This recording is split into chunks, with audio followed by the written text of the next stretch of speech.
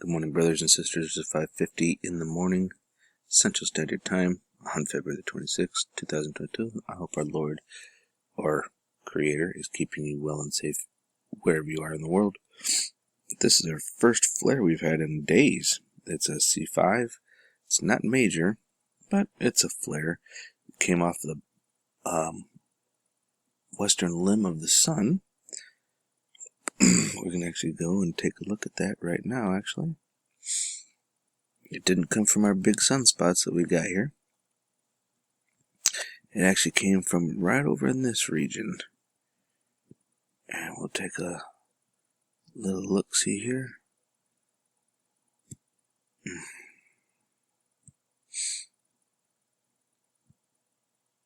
I'll just slow this down a little bit. Now we did see the one. I'll even start this over here for us. Here we go. Now we do have the one coming off here, but that's just more of a little flare. Oh, did you see that little friend? We got a couple of friends. Right, just keep your eyes over here. You'll see it fire off here in just a minute.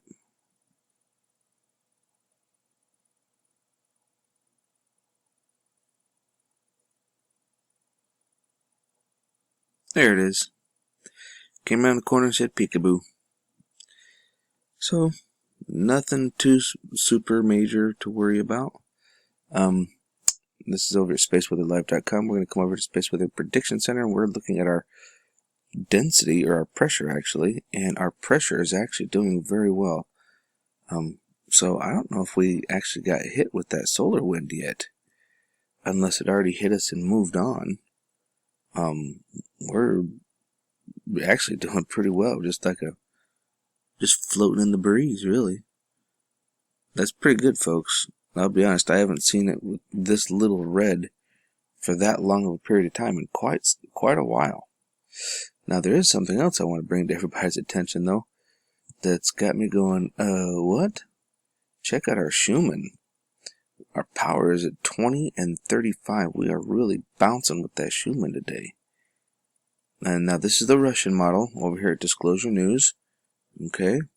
And that's pretty, that's pretty stout. Is it amplitude, quality, frequency? Yeah, we're hitting it pretty hard here.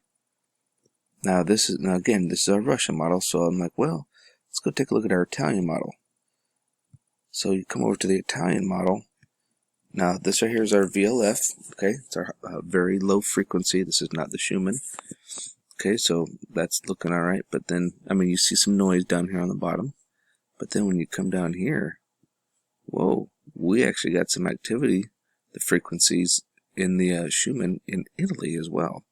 So might be a lot of stuff happening today with our planet. And you can see the geophone right up here is definitely sounding off. Funny how it's not registering down here, but we can see the geophone here.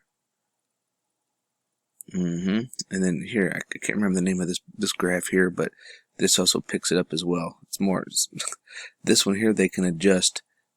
This one they can't. And the geophone, all they do is they just turn the volume down so you don't see as much as here, which is probably what this affects as well. But this one they really can't do anything about. So we have to watch all three to really see if they're full of it or if they're telling the truth or not. But one place I am having a problem with, I'm going to be honest with you, is I've been trying to get this thing to load up again, seeds near real time. I had it up earlier, and it is really wanting to be a pain in the butt. There is something else that flies right into the sun, folks. If I can get this thing loaded up, I'm going to load her up and I'm going to show it to you. After multiple attempts, this is all I get. And actually, it's why I started doing a video in the first place, was seeing that flying into the sun. And I'm like, well, okay, now I went to refresh it, and now it won't load. Go figure. Well, ain't this interesting? Over here at spaceweather.com, I started reading this, and they said that solar wind incoming stream is going to hit us around the 28th. So that's a couple days. So it must have slowed down. It says the gaseous material is flowing from an irregular hole, which would, I guess, kind of make sense why we haven't been hit with it. in the sun's atmosphere and could spark Arctic auroras when it reaches our planet. Now, this is really what I wanted to get to here. It's like, just more confirmation. Be alert for zodiacal light. It's one of the most delicate and beautiful sights in the heavens, yet most people have never seen it. Gee, I wonder why.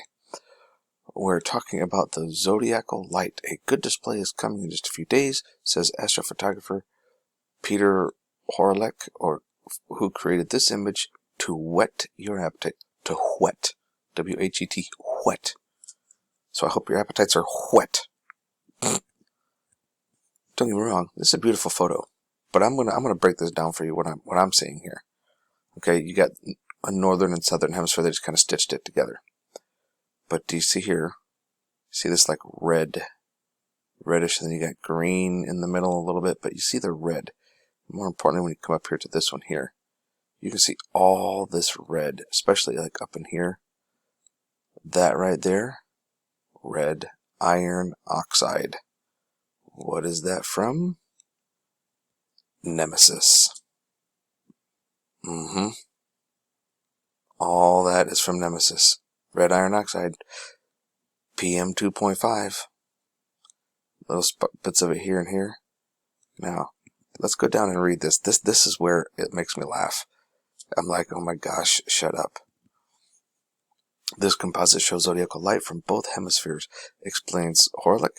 My friend, great Tuan photographer Juan Carlos Casada, took the northern photo from the IAC La Palma Observatory in February 2020.